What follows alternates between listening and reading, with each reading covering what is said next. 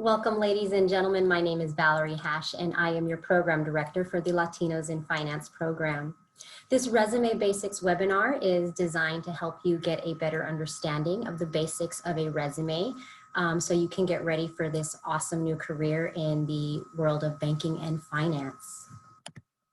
So today we're going to be going over the basics of resume writing. If you do need some additional help, please do not hesitate to reach out. I'm here to help you, and I am ready to review your resume, give you some feedback so that we can get it up to the level that we want it to in order to submit those to our local banks and financial institutions.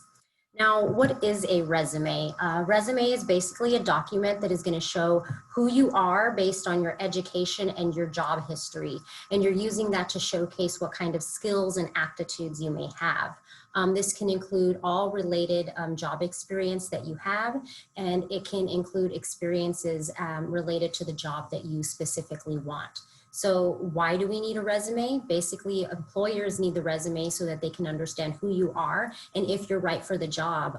They want to see about who you've worked with before, what kind of experiences do you have, and if that's going to bring value to their organization.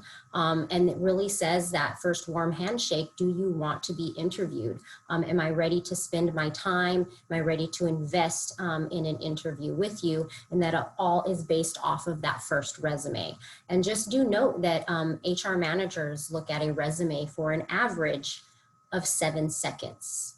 You have 7 seconds to make an impression and make that HR manager or that hiring manager want to read and continue on more. So today we're going to focus on a few things. Specifically, what do you need to put in there to get that interview? The whole goal, the purpose is to gain that interview through that resume. So what do you need to have on there? Generally, you're going to have it short, sweet, succinct. We try to limit it to 1 page. As you move up and as you move into higher positions, then your resume is going to get longer and longer. But with entry level, you really want to keep it down to 1 page, 2 pages max, and that's trying to be as succinct as possible. You want to keep your font in a very nice, clean Arial or Times New Roman heading. We use those because they are the cleanest and most transferable, no matter what kind of computer I have. If I'm looking at it on an iPad, a phone, a tablet, a laptop, whatever it is, it's going to convert well and it's going to be read well. You also want to use a regular 8.5 by 11 piece of paper. We don't really put pieces of paper now that everything is done electronically. You want to save your resume as a PDF, and you can have your background with that as well. Now, I have seen some very fancy looking resumes come across my desk with beautiful pictures in the background that actually turn into a lot of distractions. I've received some resumes on rose-colored light pink paper that smelled like flowers, and that was very pleasant, but it wasn't professional and what we were looking for in the position we were trying to fill. So unless you're going for a graphic design job, you want to keep your resume short, sweet, succinct, nice and basic without too much graphic and frilly things going on in there with fun fonts and images. You really want to keep your basic information like your contact information, an objective statement, and we'll talk a little bit more about what that is, what your education experience is, what your work experience is, what skills and qualifications you have based on that education and that work experience. And sometimes you might have references from those employers you have worked before. Now, I personally, and a lot of HR managers, don't require you to put your references on there because I'm probably not going to call your references until after I've done an interview. And at that point, I can ask for those additional references. So definitely have references and have them on a separate piece of paper or on a separate document so that you can share those when they are requested. Unless they are specifically asking you for those references, or you feel that those references are directly connected to that organization, there's really not a reason for you to have those on there.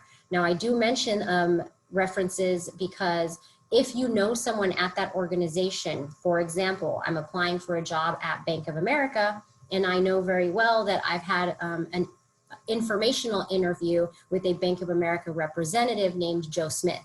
I might put on my resume reference Joe Smith with his information so that they already know I do have an internal contact and that might help me out as far as getting to that next round, as far as getting to that beyond 7 seconds that an HR manager might use.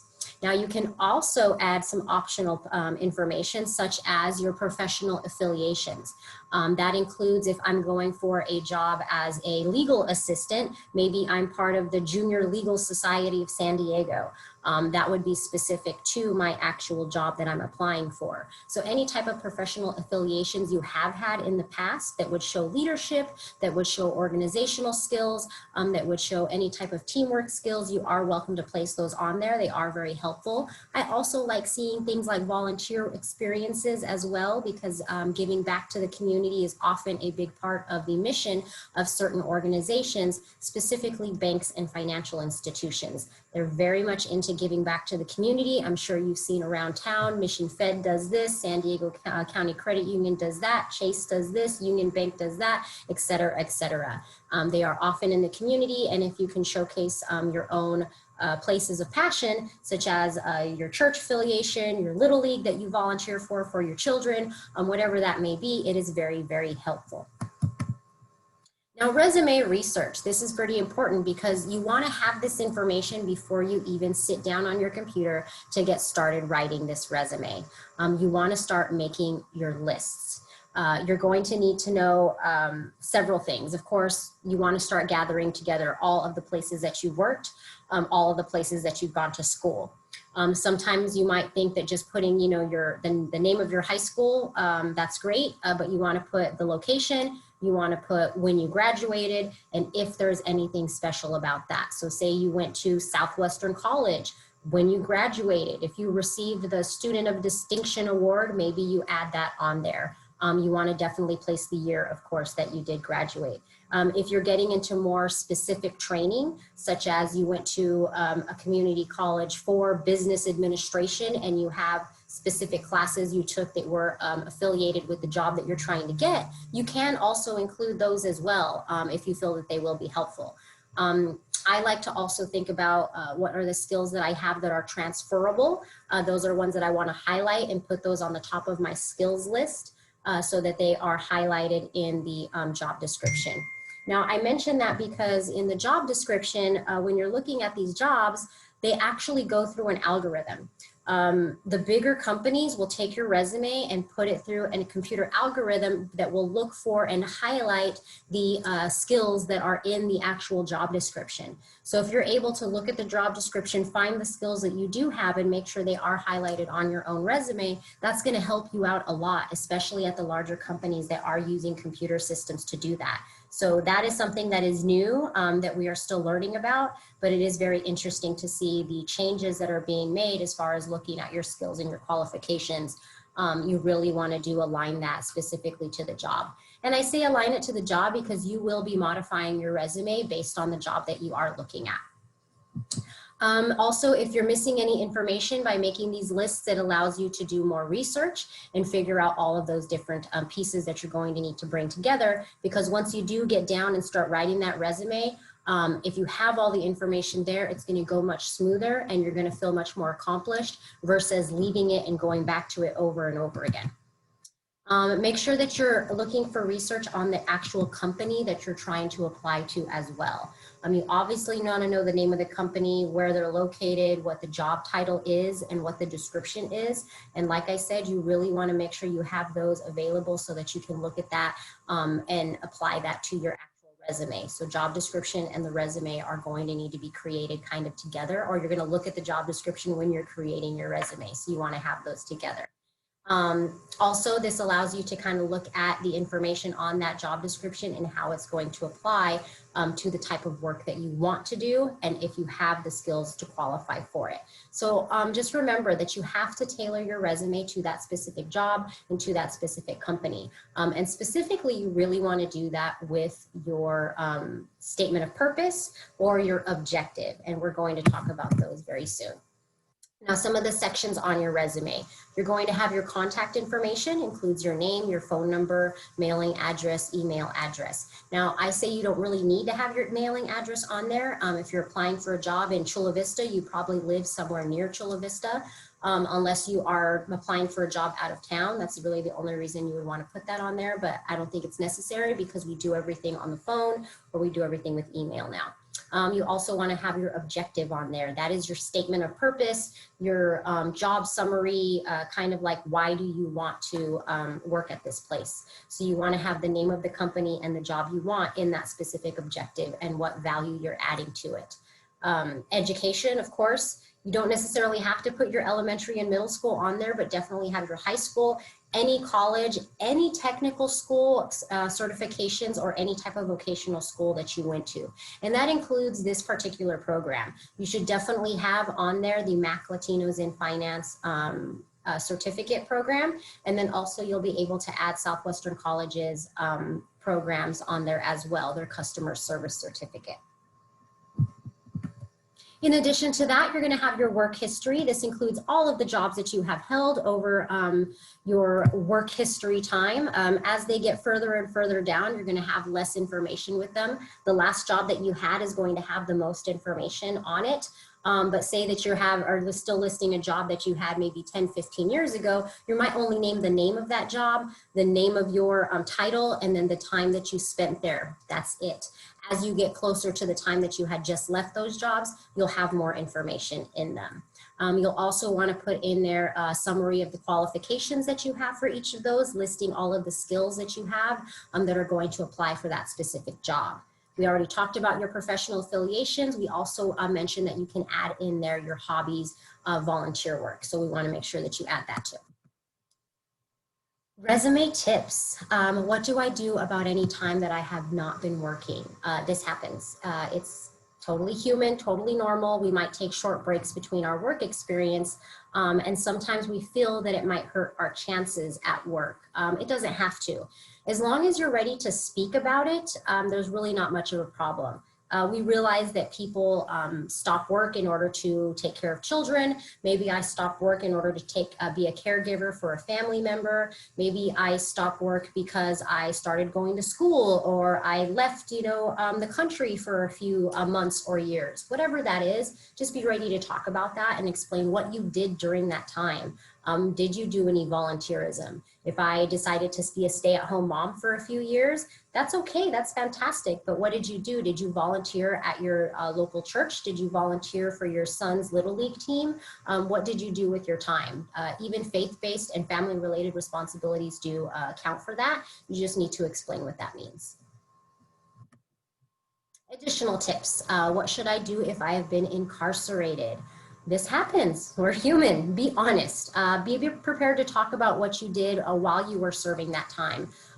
What was the reason for it? Being honest, maybe you were young, maybe, you were an affiliate of someone else, whatever it is, just be ready to speak about it, practice speaking about it, because the more you fumble with it, the more they're going to feel uncomfortable with it. So be very confident, be very clear, and explain what you did in that time. Maybe during that time you got your GED. Maybe during that time you did some vocational training and learned fire science, and you can speak about a time that you went and helped put out a roadside fire with your unit that you were in while you were incarcerated. Any faith-based activities that you might have done while you were incarcerated. Yes, I may have been incarcerated for 6 months, but in that time I read 12 books, and I found this new inspiration. Just be ready to speak about it and really find the learning that happened from that experience.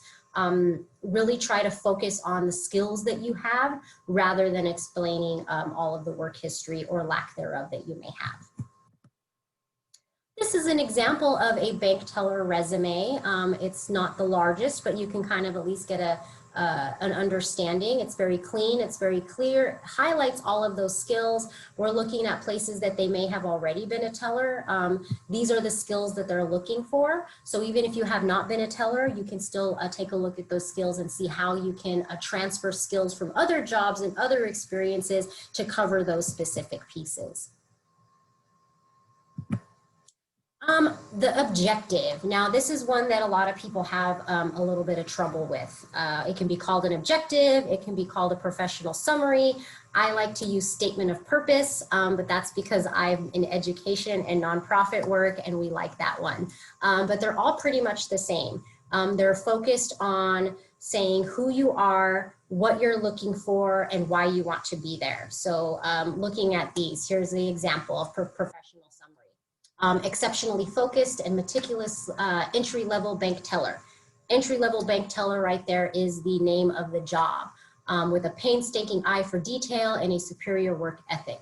So that tells you that I have detail, I am detail-oriented, I'm very meticulous. The way that it's written here also says that I'm very flowery, so maybe I'm a very good writer. That also is explained just by the way that it is written. Now going further down, if we look at the two that say objective, one is to obtain a position as a bank teller at the Bank of America, so specifically using the name of the organization that they are applying to, utilizing skills and training in cash handling and the ability to provide direct customer service effectively. So I'm saying that these are the skills I have a cash handling experience, I have customer service experience, I'm looking for that entry level right there. Now that is the most basic that you can have, and you can always expand after that. Now going down to statement of purpose, I am pursuing a bank teller position with ABC Bank with the purpose of giving customers exemplary service through careful attention to detail, excellent communication skills,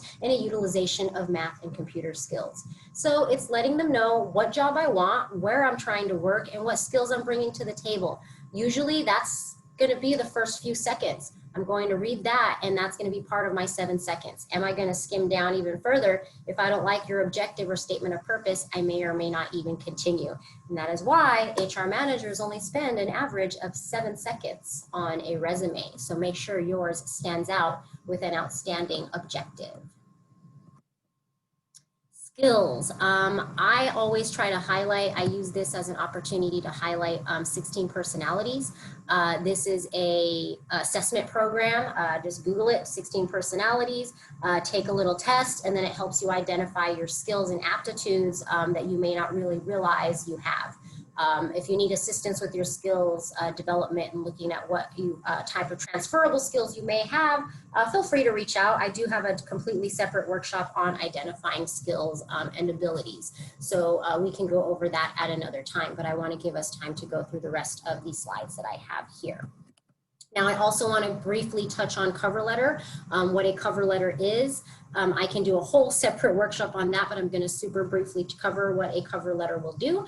Document explaining your job goals, your education, job history, but you're doing it in a way that is more of a persuasive essay, should I say. You're persuading this person to want to read your resume.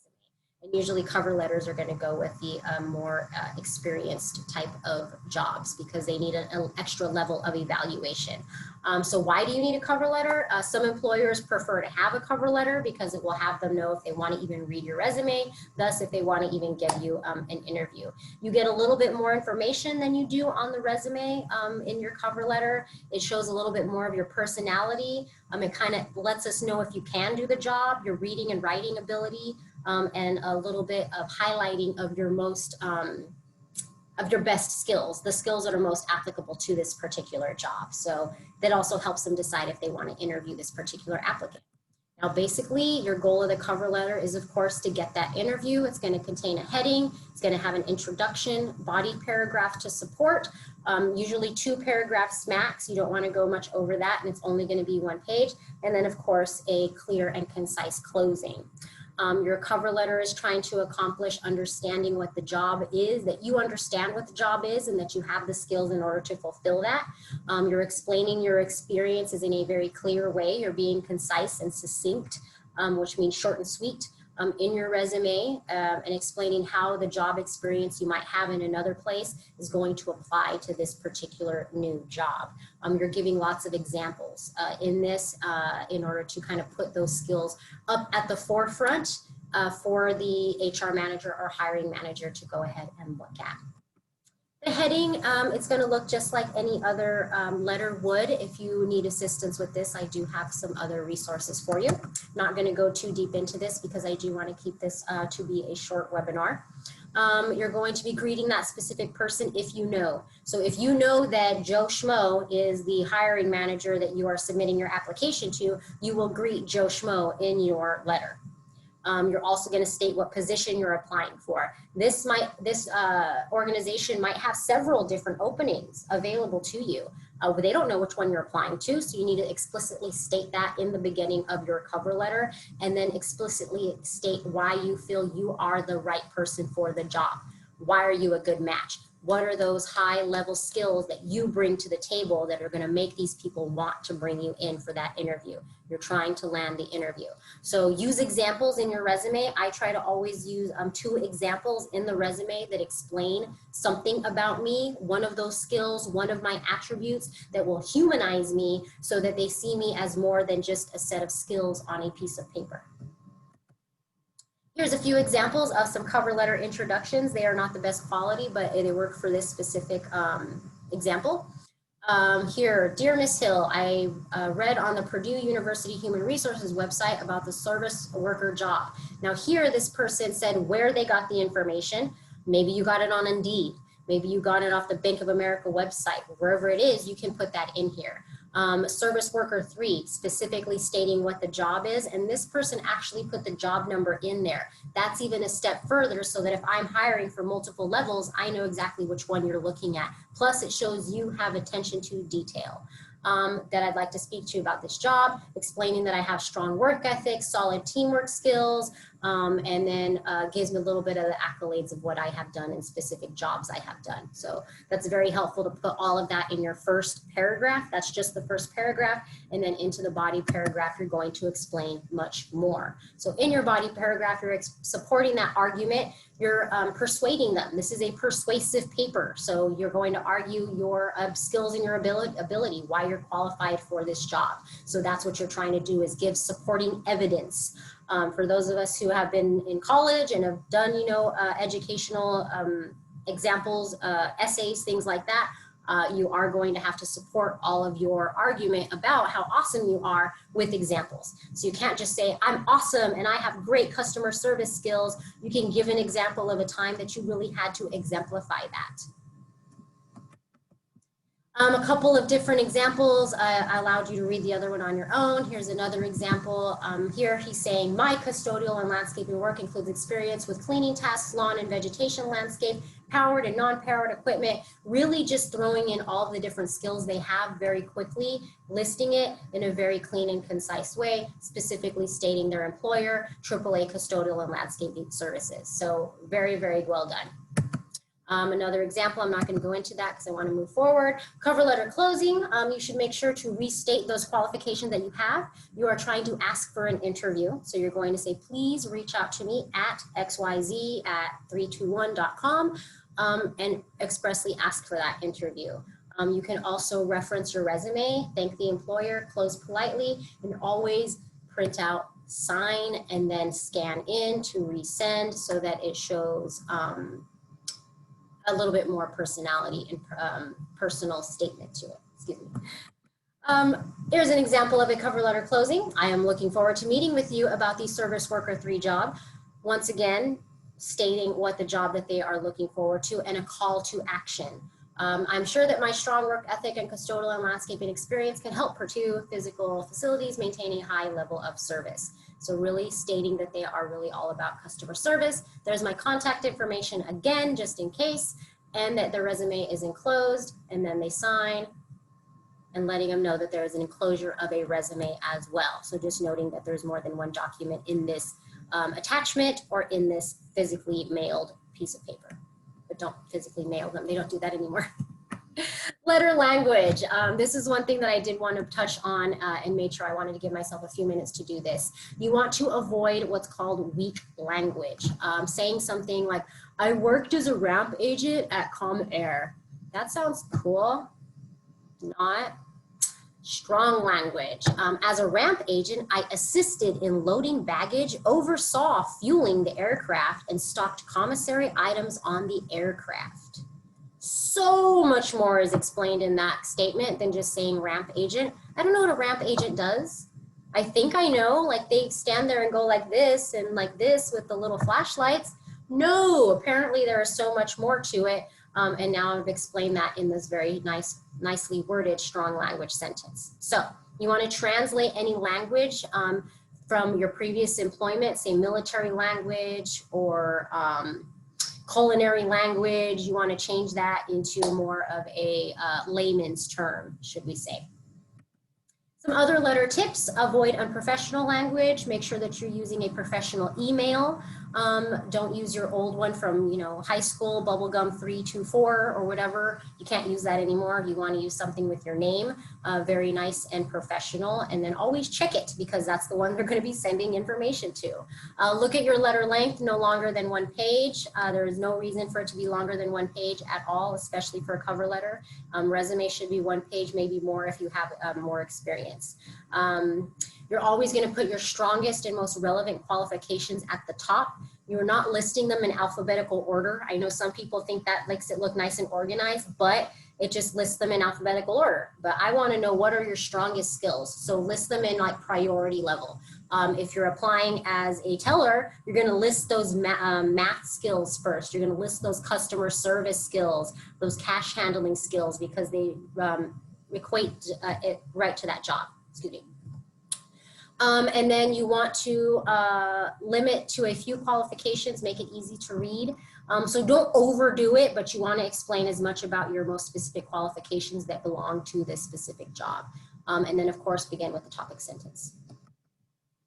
Appeal to the company. So this all goes back to the research. You want to make sure that you know what their values are, what are their skills, what are their goals. If their skill set is to provide, you know, great banking opportunities, then you want to touch on that in the letter. If you know that that organization volunteers at your kid's school, or they're always stuffing the bus and your kid received something from that stuffed bus, I don't know, just an example, mentioning those things. It will appeal to the company, it will humanize you, and it will also plant a seed that will be recognizable, so that if you do come in for an interview and you mention that again, it's like, ah, I remember I read that cover letter. They become more interested in you. Elaborate on some of the information that you had from your resume. Provide evidence for all of those qualifications. Like I said, this is an essay, a persuasive essay. So you want to try to make sure you're giving lots of evidence and examples for that. And of course, please, please, please proofread.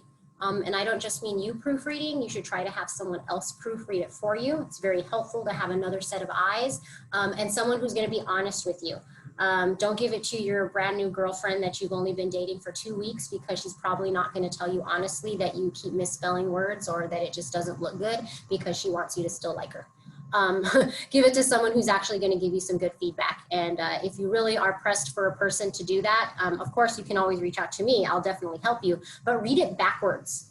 If you can read an essay or a letter starting with the last sentence and then going up from there, it sounds weird, but you'll catch your mistakes much easier, because if you read it from top to bottom, your brain already knows what it's supposed to say, and your brain, it's amazing. It will trick you into seeing the word spelled correctly, even though it's not. You won't recognize it because your brain is automatically changing it for you. So read it backwards. It tricks your brain into not doing that. English teacher tip. What else do we have?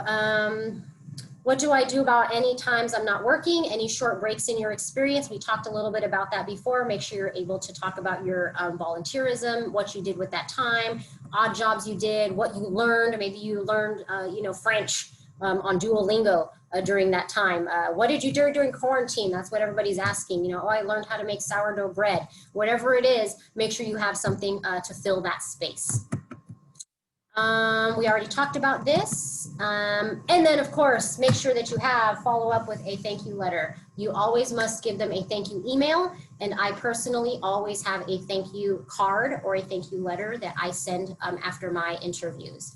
I literally have a blank letter or a blank card in my car when I'm going to an interview with a stamped addressed envelope. because once I get out of that interview, I write my thank you, because that's when I'm all excited, and it's going to be a genuine like, thank you very much for your time. I really love talking about, you know, X, Y, and Z. I'm very excited to learn more about the company that does this, this, and that. Whatever it is that you need to express, you're able to express it very quickly while you're in your car, in the parking lot of that place, writing your letter, put it in the envelope, and find a blue box or a post office as close to it, because if you get it into that office very close to that location, it's going to get to that person much quicker. And then they are going to be on top of mind when it comes to you, because once that letter goes across their desk, they're going to have that seed once again nurtured and watered. All those seeds that you had planted during your interview, all those seeds that you had planted with your resume and with your cover letter are all going to be nourished and watered through that thank you note and thank you follow-up. It's very, very important, and I can honestly say that the past few jobs that I have landed have definitely been because I had that very clean, clear, and concise follow-up, and it put me on top of mind for that specific job. Thank you very much for your time and for viewing this webinar. I greatly appreciate you joining the Latinos in Finance program. I'm here to help, so please make sure you reach out to me if you need any assistance with your resume, if you need any assistance with your cover letter. I am here to help you. Hopefully some of this information will help you get started and get all that information pushed in, and take a look at your Google Classroom, because I do have a few more resources in there. My favorite is the OWL at Purdue Writing Lab. Purdue, the university, has a very good writing lab. I used to be an English teacher, and I utilize this with all of my honor students specifically. So I really think that it has a very clear, clean, and concise way to do a very simple resume. And it's a good resource. I also added on there a Google Suite resource that will be able to give you some tips and tricks on how to create that resume. The last thing I do want to say is to please be wary of just Googling, you know, resume template on and going with the first thing that pops up. There are a lot of paid sites that will help you build your resume. They might give you a template and you fill it out, and then at the end it shows you all these beautiful resumes, but then you have to pay like, you know, $9.99 or $14.95 or something to be able to download it. So then you've just spent all this time getting all this information into this system that you can't even use. So I just highly suggest being very wary and careful of that. There are some free ones that are awesome, that do a great job, but you just need to be careful of it. So if you have any questions on that, please do not hesitate to ask. Once again, thank you for joining us, and thank you for working with MAAC Latinos in Finance. My name is Valerie Hash, and if you need any assistance, you can reach me at vhash@maacproject.org. You can also reach me or text me via cell phone 619-799-1905. Thank you again for your time and attention, and have a wonderful, wonderful day.